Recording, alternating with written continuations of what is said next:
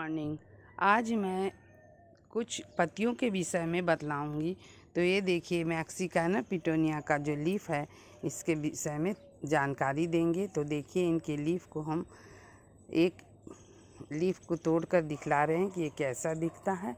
तो देखिए, इसके लीफ को, ये इसकी लीफ जो है लंबी होती है। लीफ की रचना को आप देख सकते हैं।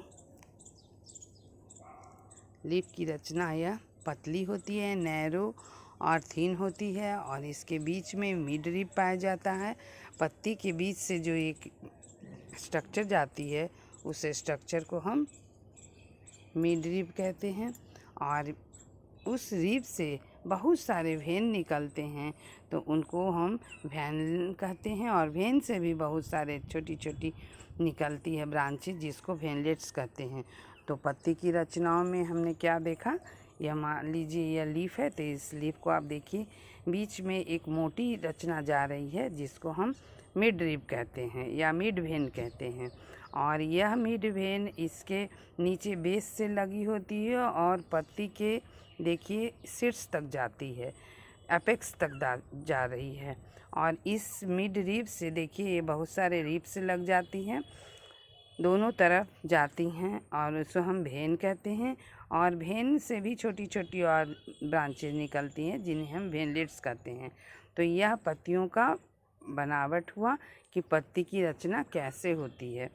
तो पत्ती की रचनाओं को हम देखें, इसके बाद हम इसके विषय में और बातों को जानेंगे।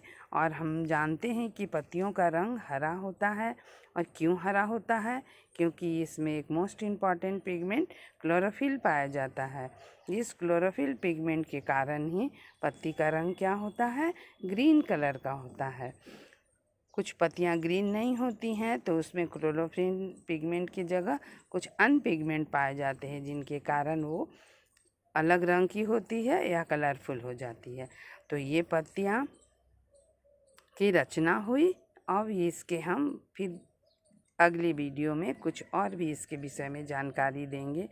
तो मैं स्टूडेंट को, बच्चों को इस लीफ के विषय में इतनी बातों को बतलाएं कि लीफ कैसी होती है, इसके स्ट्रक्चर में कौन कौन से भाग होते हैं, मिड रिब क्या है, वेन क्या है, वेनलेट्स क्या है, एपेक्स क्या है, लीफ बेस क्या है।